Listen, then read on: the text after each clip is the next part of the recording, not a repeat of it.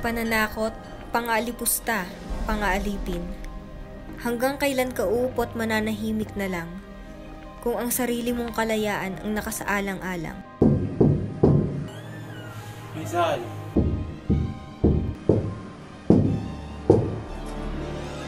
Rizal!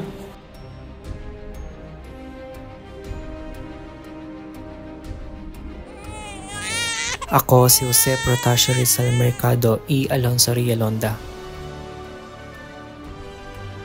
Isang musmos na batang may kakaibang layunin para sa bayan. Sige, pagtawanan niyo ako. Tingnan mo, balang araw makikita niyo mga monumento ko sa iba't ibang sulok ng mundo.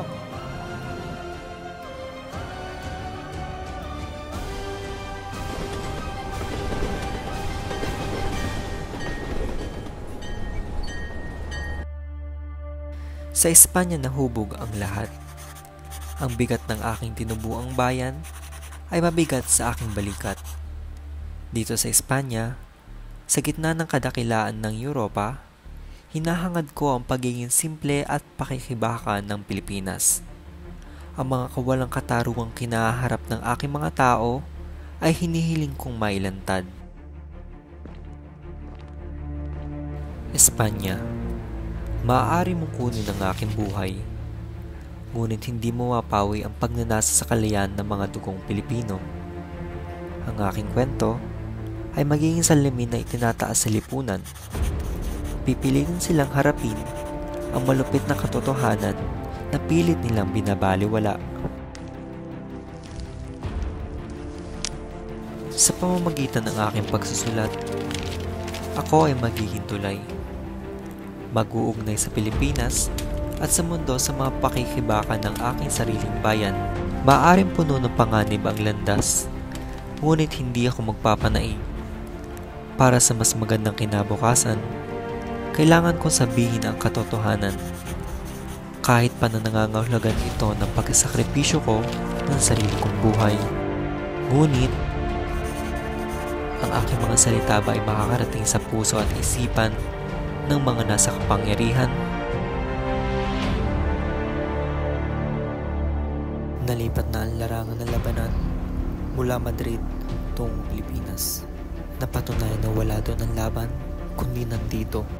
Kaya panahon na upang magkaisang bayan para makamit natin ang kalayaan na minimiliki natin. Ikinagagalak ko maging parte ng samahang ito. Maraming salamat.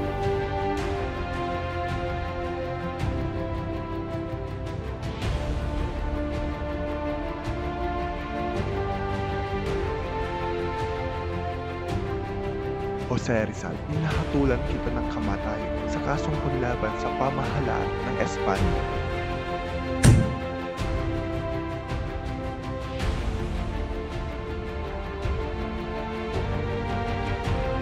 Adios, Patria Adorada. Ang lupain ng aking kapanganakan ay siya ring aking inspirasyon na hanggang sa kamatayan ay lumalaban. Nawa'y magindaan ng aking sakripisyo para sa mas maliwanag na kinabukasan. Consumatum est. Fuego!